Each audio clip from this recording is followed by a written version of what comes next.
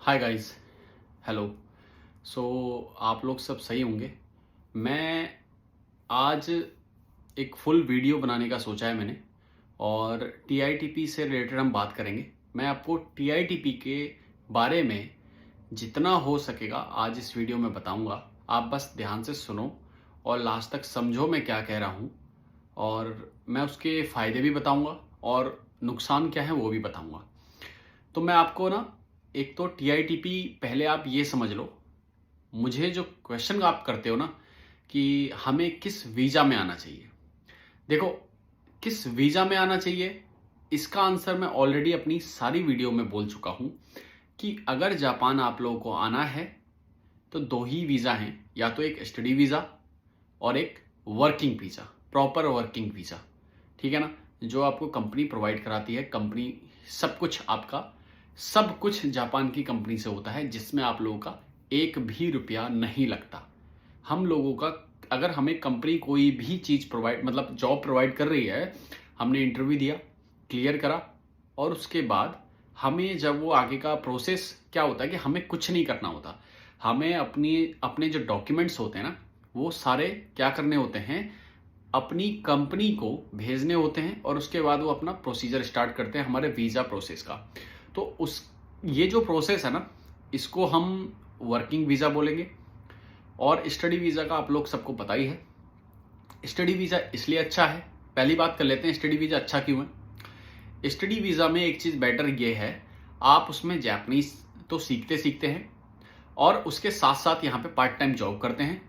और part time job करते करते आप आगे की जो अपनी फीस है वो तो निकालते ही निकालते हैं, 6 महीने बाद की या 1 साल बाद की। और साथ साथ में आप अपना जो लोन लेके आए होते हैं, या फिर कह लीजिए कि घर वालों से जो लिया होता है, वो हम रिटर्न कर पाते हैं।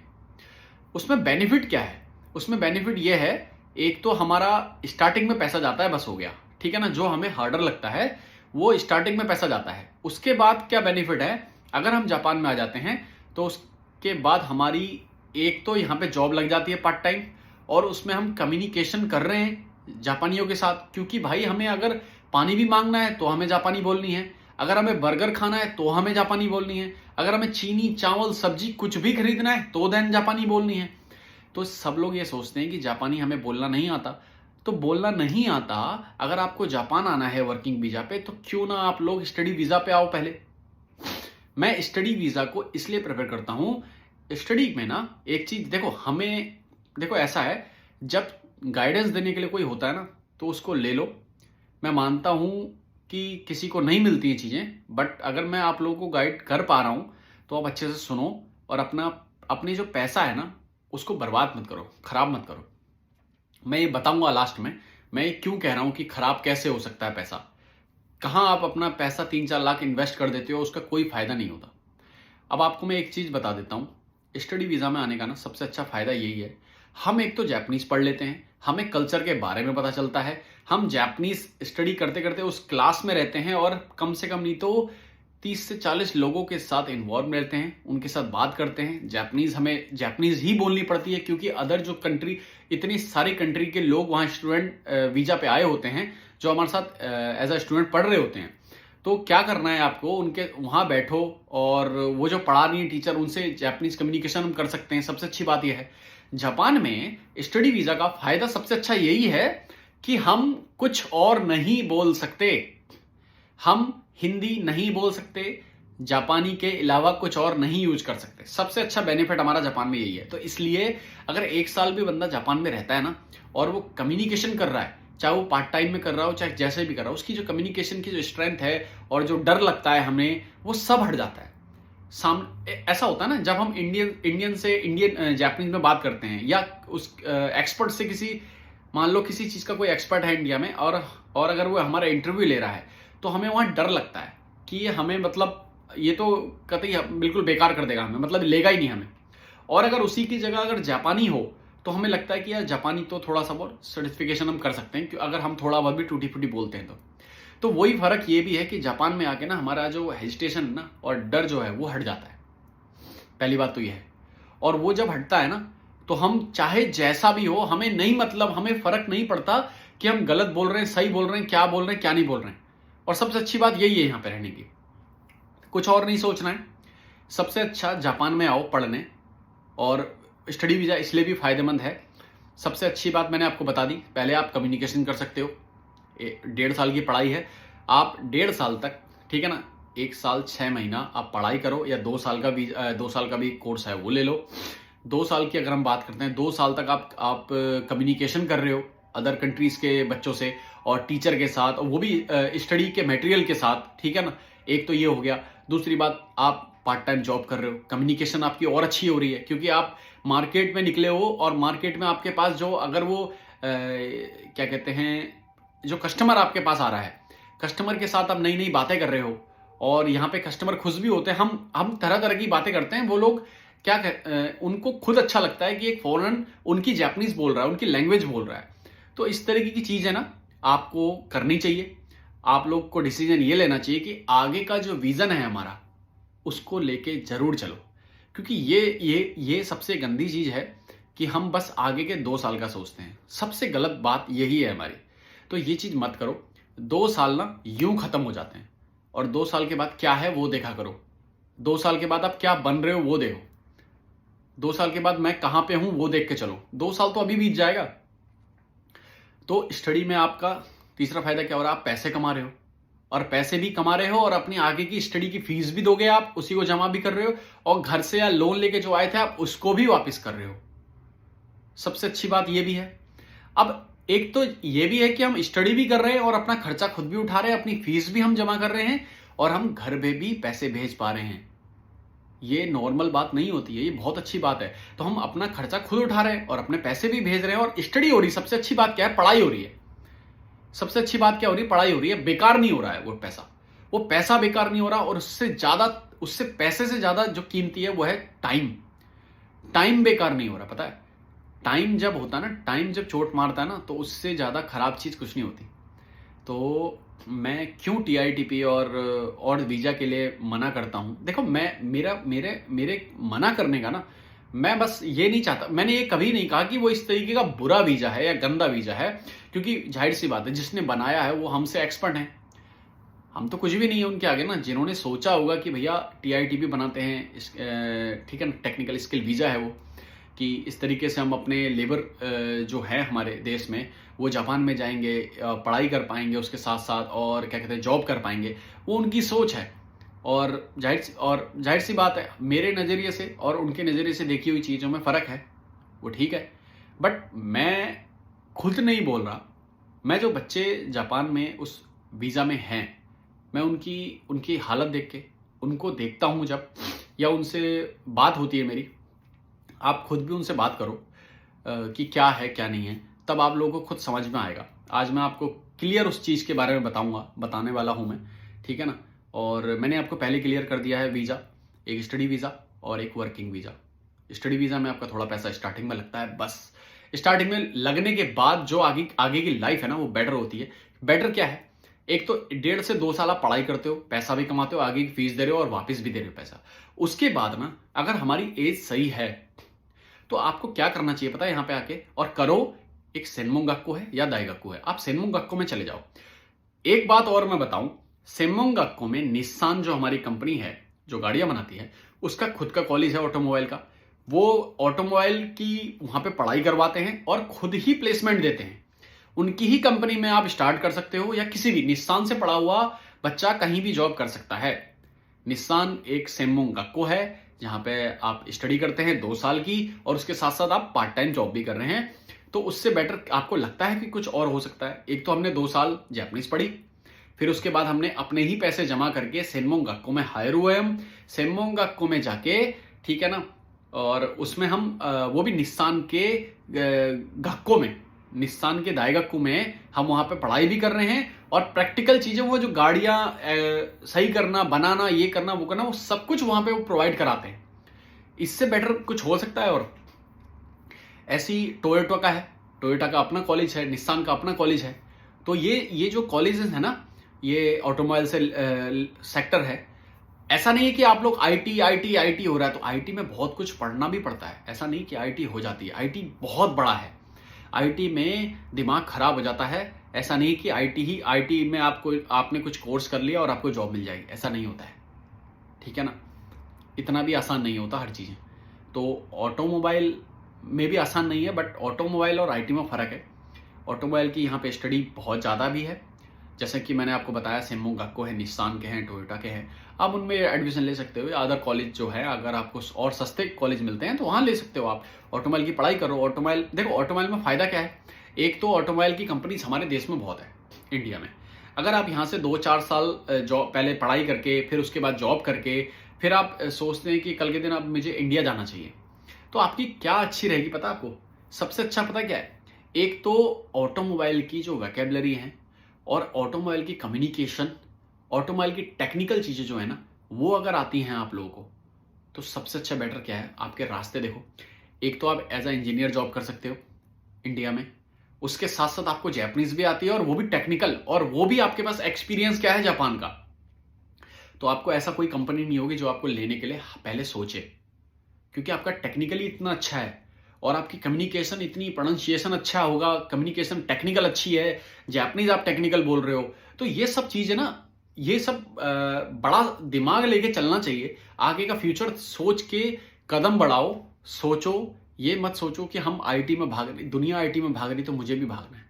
ऐसा नहीं होता। हमारी जो इच्छाएं हैं ना, हमारी इच्छा क्या है, हम क्या करना चाहते हैं और क्या करना चाहिए हमें, वो सब सोच के आपको चलना चाहिए। देखो 2 साल ना, अगर हम ये सोचते हैं कि हम टीआईटीपी में या किसी भी वीज़ा में आ रहे हैं और किसी भी, और 2 साल जॉब करेंगे और आगे का आगे देख लेंगे, ये सब बेकार हो जाएगा। सही बता रहा हूँ मैं, अपनी लाइफ में ना बाद में बहुत अपने पैरों पे कुल्हाड़ी मार ली, मतलब ये लगेगा आप लोगों को, तो ये ऐसा काम मत करना।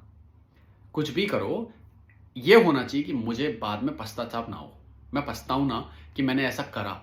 2 साल बाद आप क्या अपने आप को बनाना चाहते हो ना, वो देख के अपनी जो मूविंग है आगे की वो बढ़ाओ, वो करो। जैसे कि मैंने आपको बताया, स्टडी बहुत अच्छी चीज़ है। 1.5 या 2 साल आप पहले जैपनीज पढ़ोगे, उसमें अपनी कम्युनिकेशन अच्छी करोगे, जैपनीज के साथ साथ जॉब कर रहे हो, पैसा कमा रहे हो अच्छा खासा। ऐसा भी नहीं कि पैसा कम कमा रहे हो यार, मतलब आप ये समझ लो कि स्टडी वीज़ा में भी लोग कम से कम नहीं तो 80 से 1 लाख रुपए बचा लेते हैं, यहाँ पे बचा लेते हैं 80 से 1 लाख रुपए। अब इतना ही आप इतना तो आप टीआईटी में भी नहीं बचता। देखो यार, खुद दिमाग लगाओ। एक तो मेरी बात यह है, टीआईटीपी के आप पहले तो पता करो, जो बच्चे हैं टीआईटीपी में उनकी उनकी जो सैलरी बच रही है, वो मेरे ख्याल से 40 से 50 हज़ार बचा रहे होंगे रुपए, ठीक है।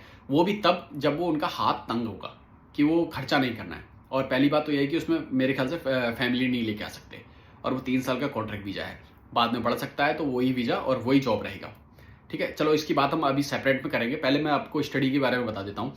स्टडी वीज़ा में बहुत फ़ायदा यही है, एक तो आप 80 से 1 लाख के बीच में आप कमा पाएंगे, जिसको जितनी जॉब मिल सकती है, ठीक है ना। जिसको जितना 1 घंटे का जो जीक्यू है वो कितना हायर मिलता है, कितना ज़्यादा मिलता है। किसी को कोई रात में जॉब करता है तो उसको 1300 एन मिलता है, 1200 1500 एन भी है यहाँ पे।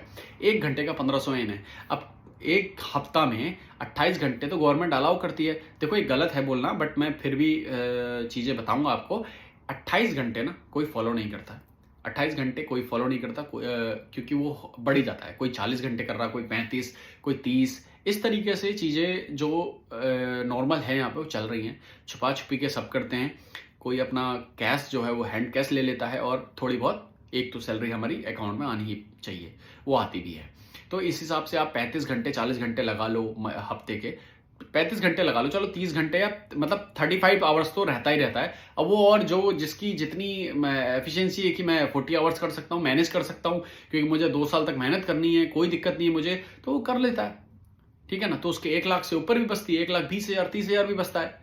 अब वो है कि डिपेंड करता है कि हमारा जो अभी करेंसी रेट है वो बहुत डाउन है, तो इसलिए यहाँ से थोड़ा कितना ही भेज लो कम ही जाएगा।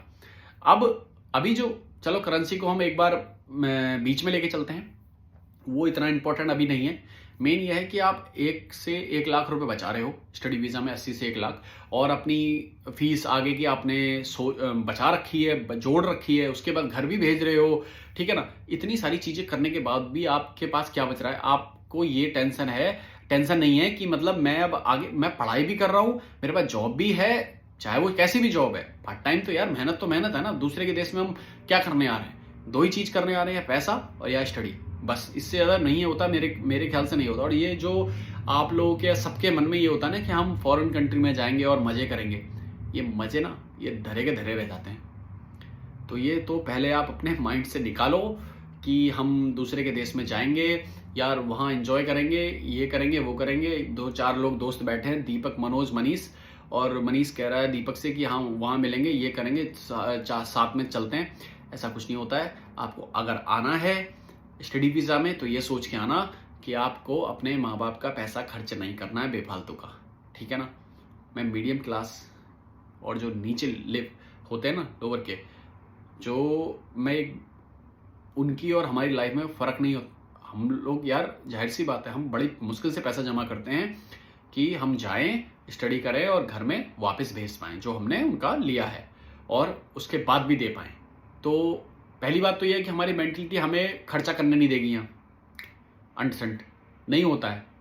तो दूसरी बात, पहले ये सपने मत लेके आना। ये सपने लेके आओ कि मुझे इतने घंटे जॉब करनी है, इतने घंटे पढ़ाई करनी है, और आगे का मेरा विजन ये है, मुझे उसके लिए पैसा जोड़ना है। सेनमोंग गक्को में आपको हायर होना है, जाना है, आगे की पढ़ाई करनी है, वो भी निस्सान, टोयोटा या इस तरीके की बड़ी बड़ी दाइगाकू जो है।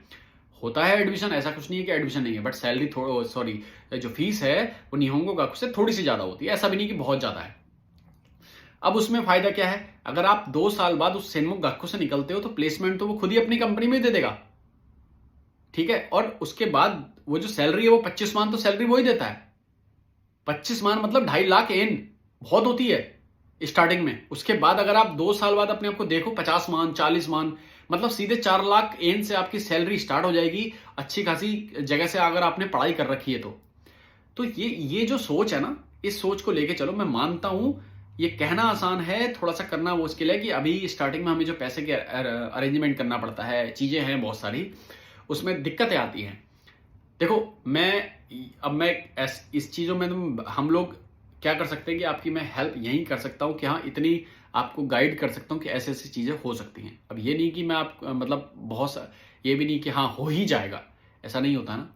तो बस मैं आपको एक रास्ता बता रहा हूँ, अगर उस रास्ते में आपको मिलता है स्टार्टिंग में सब कुछ, तो इस रास्ते में चलो। इस तरीके से आपकी जो आगे की जर्नी है, और जिसकी अच्छी खासी एज है या किसी के बच्चे हैं, जो भाई है छोटा, तो बात करते हैं मुझसे कि हम सर ऐसे ऐसे सोच रहे हैं, ठीक है ना। आजकल एक भाई का मैसेज आता है इंस्टाग्राम पे कि सर मेरा छोटा भाई है, मैं सोच रहा था स्टडी वीज़ा के लिए आप गाइड कर देंगे। बिल्कुल यार, क्यों नहीं करूँगा, मेरा छोटा भाई जैसे समझ लूँगा मैं, और क्या है, ठीक है। ऐसा कुछ नहीं है, मेरे पास जितना टाइम होता है मैं जो भी है मैं आप लोग की सबकी हेल्प करना चाहता हूँ। और मैं चाहता भी हूँ कि इंडिया से जापान में कोई आ रहा है तो मेरा मतलब मेरे ही घर जैसा है। तो ये मान के चलो, मैं जो बोलता हूँ ना आपको, मेरा कोई बेनिफिट तो है नहीं। मैं ये नहीं, मैं कुछ एजेंसी चलाता हूँ ना कुछ, बस यही है आप अच्छे वीज़ा में आओ। क्योंकि यहाँ पे आपको एक बात और मैं क्लियर करूँ, आप जब किसी बच्चे से या अपने ही दोस्त या किसी से पूछेंगे ना, चाहे वो टीआईटीपी में हो, कि कैसा है भाई हमें बता दे, क्या सैलरी है, मजे आ रहे हैं, ये वो है करके, या दिक्कत तो नहीं है कंपनी में, आधा बेचारा तो झूठ ही बोलेगा, क्योंकि उसको पता है कि मैं इसको बताऊंगा ना तो ये मेरी बेइज्जती करेगा। देखो मैं फैक्ट बात कर रहा हूँ, उसको ये लगेगा कि यार मैं अगर इसको बता दूं तो मतलब ये मेरी 4 लोगों के आगे वहां बोलेगा कि उसकी तो मतलब हालत खराब हो रखी है, पागल था, ये है वो है, ठीक है ना। ये सब कुछ है, ये हमारे हमारे देश में ना फालतू जो काम है ना, फालतू लोग करते हैं, उनको अपनी लाइफ में क्या हो रहा है उससे कोई मतलब नहीं है। उनको दूसरे की लाइफ में क्या मुश्किल आ रही है, क्या मतलब परेशानी आ रही है, क्या हमें इंजॉय मिल सकता है उससे, वो चीज़ वो ढूंढते हैं। तो ऐसा नहीं करना चाहिए पहली बात तो।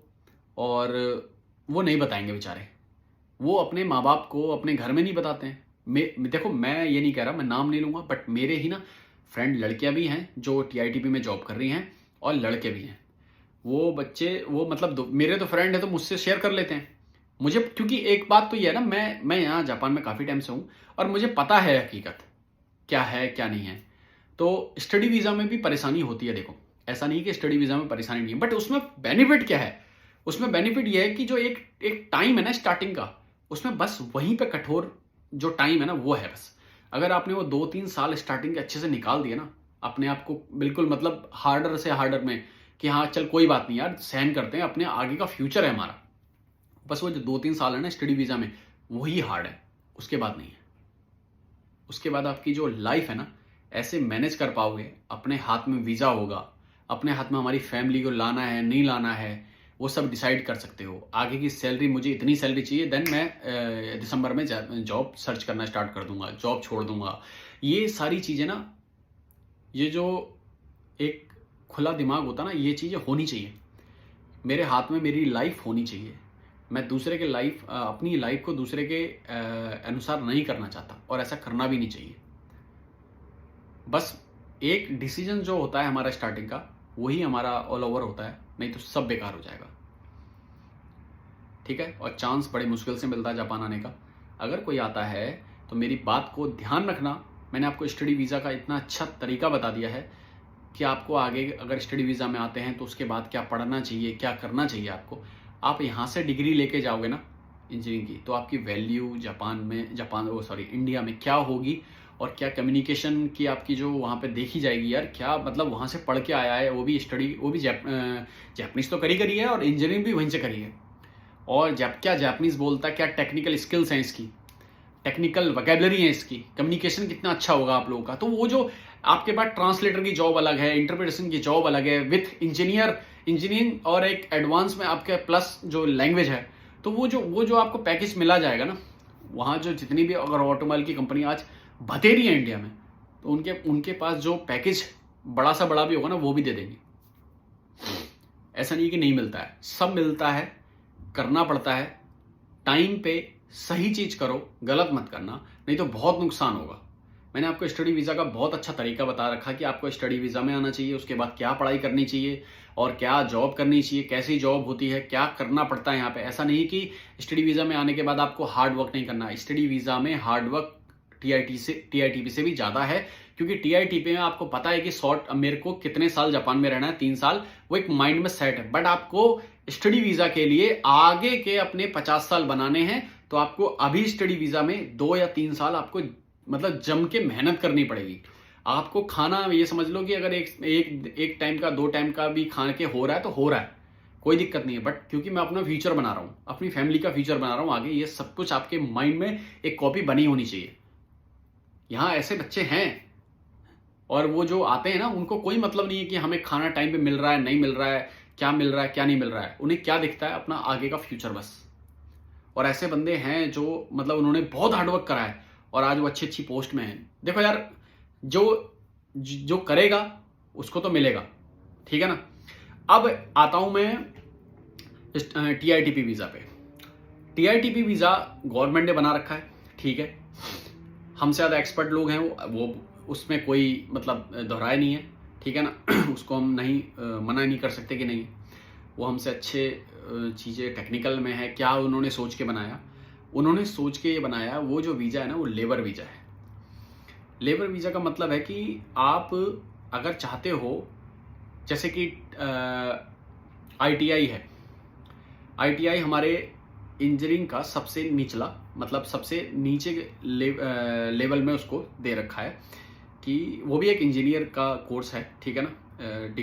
डिग्री तो नहीं है वो, ठीक है। उसमें उसके बाद क्या है कि वहाँ पे पहले इंडिया में उसकी भी वैल्यू बहुत थी, उसमें भी जॉब लगती थी। उनके साथ साथ अगर वो जिसने कर रखा है, तो वो अगर जापान आना चाहता है तो पहले उसको जापानीज सीखनी पड़ेगी, N5 एटलीस्ट, अगर उसको टीआईटीपी में जाना है तो। जापानीज सीखेगा 6 महीने, साल भर या जो भी है, N5 तो सीखना ही सीखना है शायद, या फिर जो आपकी वो फीस लेते हैं, वो जो एजेंसी है जो आपको भेज रही है, वो सिखाए। दूसरी बात, वो जो वीज़ा है वो लेबर वीज़ा है, पहले ध्यान रखना। उसमें कहीं देखो, एक बात मेरी उसमें साफ साफ लिखा हुआ है गवर्नमेंट की जो स्कीम्स है नेट पे, कि लेबर वीज़ा है और ये 3 इयर्स का एक कॉन्ट्रैक्ट वीज़ा है। इसमें इतना खर्चा आता है, इतना इस तरीके का चीज़ें हैं, जिसमें कि मतलब आपको एजेंसीज हैं, जो काफ़ी एजेंसी है और कुछ फ्रॉड एजेंसी भी हैं, उसमें उनके हत्थे मत चढ़ जाना जो भी जाना चाहते हैं टीआईटीपी में, नहीं तो आपके जो 4-5 लाख है ना, वो बहुत ज़्यादा वेस्ट हो जाएंगे, मतलब 4-5 लाख जो है वो वेस्ट हो जाएंगे।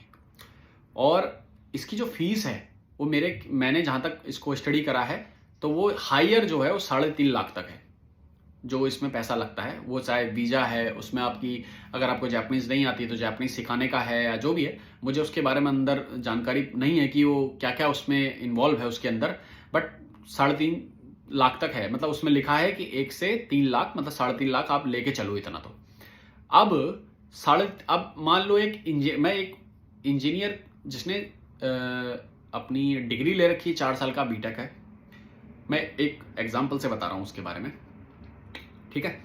अगर कोई है तो वो खुद जजमेंट कर सके, और नीचे वाले तो खुद ही कर लेंगे। अगर एक इंजीनियर है, उसने बीटेक करा है, मान लो कंप्यूटर साइंस से ही कर रखा है, ठीक है, CS से कर रखा है, वो बीटेक है। अब उसको N5 भी सीख लिया उन्होंने।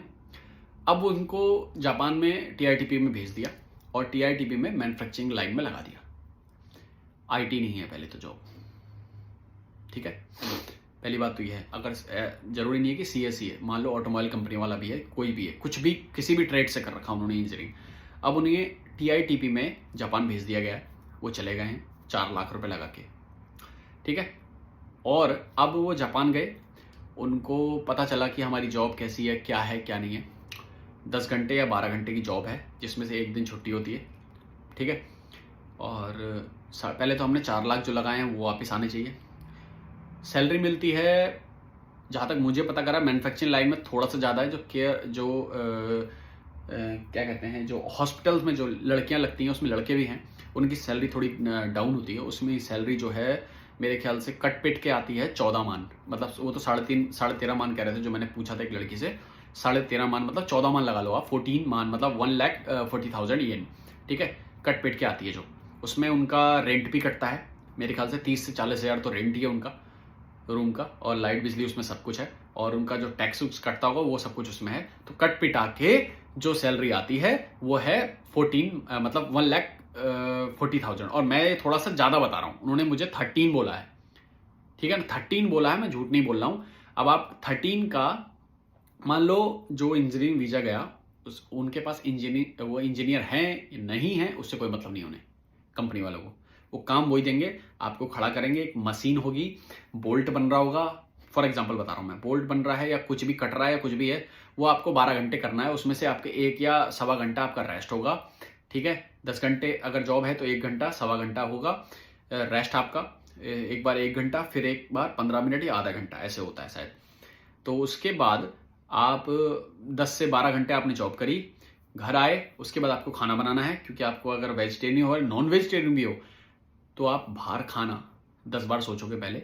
जो नाइट का जो खाना है इंडियन का, वो कम से कम नहीं तो 1500 येन है, मतलब 1500 येन, कम से कम बता दूं तो उसमें फिर आपका पेट नहीं भरेगा। 1000 एक नान और एक कड़ी आ जाएगी।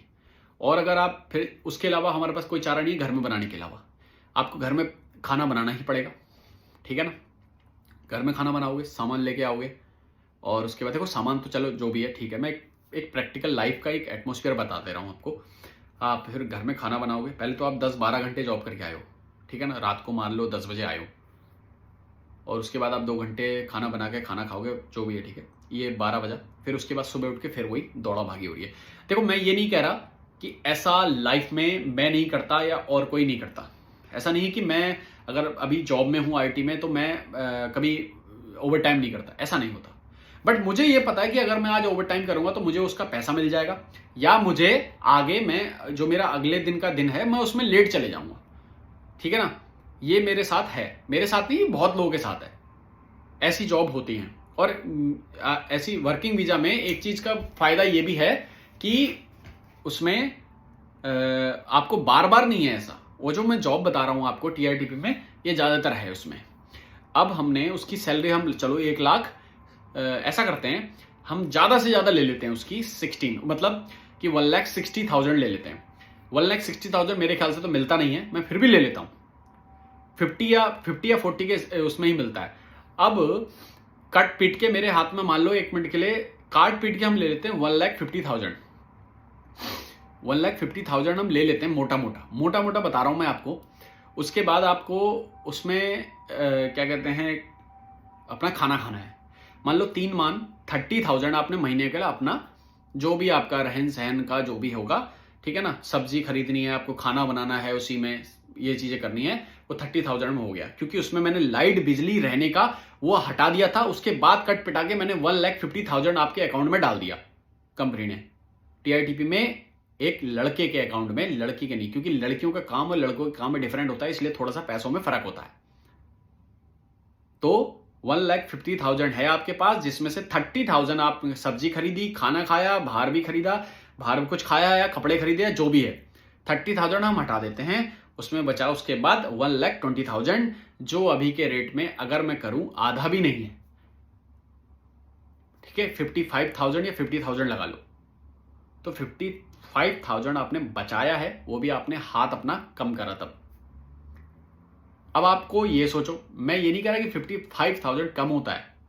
पहले बात मुझे ये बताओ, आप एक ही जगह में खड़े होके एक ही काम कर रहे हो ना, आप किसी से बोल सकते हो कंपनी के अंदर, ये फैक्ट है, ये गलत नहीं है। मैं खुद देखो, ये चीज है जापान में।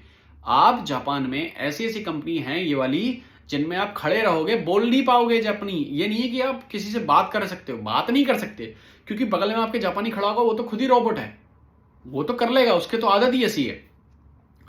ये भी कुछ बड़ा पंगा नहीं है, चलो हमारे लिए ठीक है, हमने कर दिया।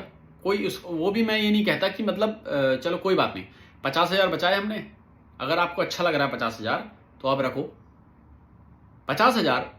50,000 मैं क्यों अच्छा नहीं है बताऊं, मेरी नज़र में 3 साल आप जॉब करोगे, 3 साल के बाद आपको उसमें साफ साफ लिखा है आपको वापस जाना पड़ेगा, या आपको उसी में जॉब करनी है। आप किसी और वीजा को चेंज नहीं कर सकते, आप अपनी इच्छा अनुसार किसी कंपनी में इंटरव्यू नहीं दे सकते, जा नहीं सकते।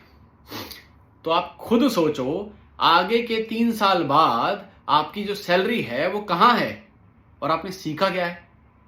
आप रोज 10 घंटे काम करके आओगे, आपको अपनी वाइफ बच्चों को साथ में नहीं रखना। मैं मानता हूं यार कि बहुत लोग वहां भी रहते हैं। देखो मैं ये नहीं कह रहा, मेरा मतलब समझो, मैं बस ये चाह रहा हूं, जो 3 साल हैं वो 3 साल में आपकी तरक्की नहीं होनी चाहिए।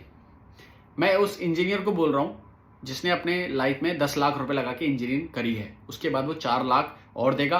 पहले तो उसको ही निकाल दो, पहले तो उसको निकालने वापस लाने में ही मतलब हालत खराब हो रही है।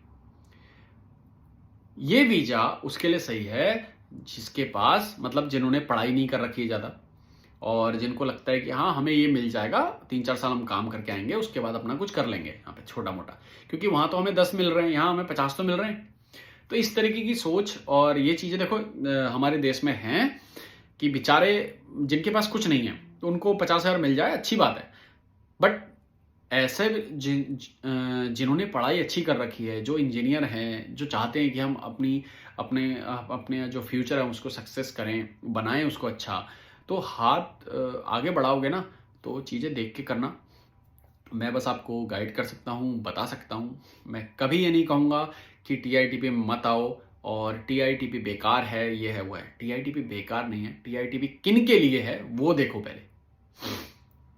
टीआईटीपी में किन के लिए है, और सबसे अच्छी बात क्या है, सबसे अच्छी बात, ना मेरी बात पे विश्वास करो ना किसी की बात पे विश्वास करो, सबसे अच्छा क्या है उसका तरीका, आप किसी भी पहले टीआईटीपी वाले को जो आप वहां पे जॉब कर रहे हैं, हर किसी के कोई ना कोई नजर में या जानकार होगा जो ऑलरेडी वहां पे जॉब कर रहा होगा, उसको ये बोलो भाई मुझे सच सच बता, या बहन मुझे सच सच बता कि वहां है क्या, काम क्या करते हो सुबह से लेकर शाम तक, कैसी हालत होती है, कितना जॉब में पैसा बचता है, कितना क्या करना पड़ता है, मुझे सब कुछ बता। ऐसा झूठ मुझसे झूठ मत बोलना कि, क्योंकि ऐसा होता है ना, सामने हम जब किसी से पूछते हैं तो वो अपनी बड़ा चढ़ा के बोल देता है बेचारा, क्योंकि इसको पता है कि अगर मैं इसको बता दूंगा ना तो ये सब में गा देगा, ये सब में गा देगी, ये पूरे मोहल्ले में गा देगी वहां जाके कि ऐसा हो रहा है उसके साथ, तो ये है वो है और जाएगा, ये है, मतलब बहुत सारे सुनाने वालों की कमी नहीं है। आप रिश्तेदारों को बता दो, रिश्तेदारों का काम क्या है और यही तो है।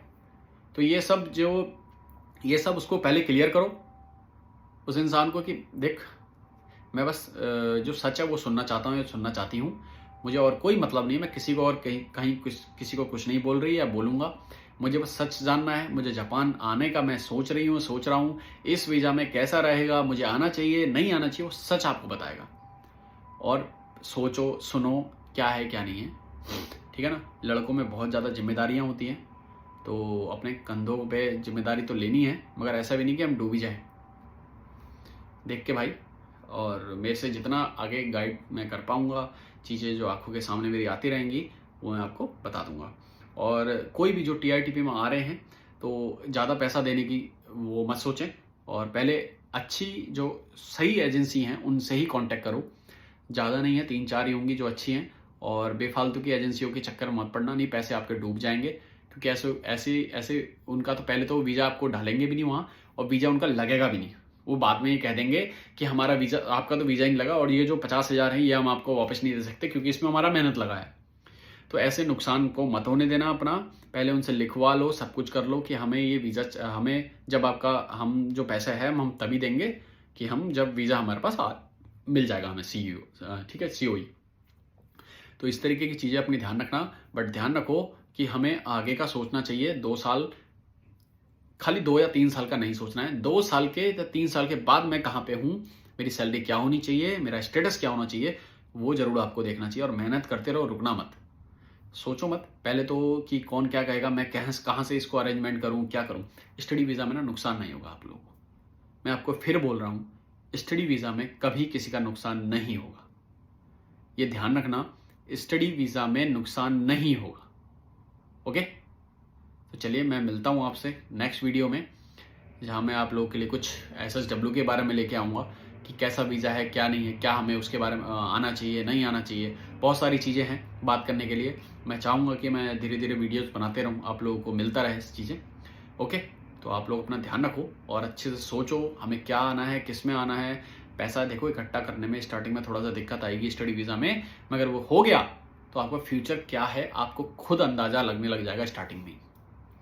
अच्छा है फ्यूचर, बिल्कुल बेझिझक होके अपनी स्टडी वीज़ा को आप आ सकते हैं, स्टडी वीज़ा में कर सकते हो। उसमें डरने वाली कोई दिक्कत नहीं है, आपका पैसा कभी वेस्ट नहीं जाएगा स्टडी वीज़ा में। उससे अच्छा वीज़ा ही नहीं है जापान में। ठीक है, ओके, चलो बाय बाय।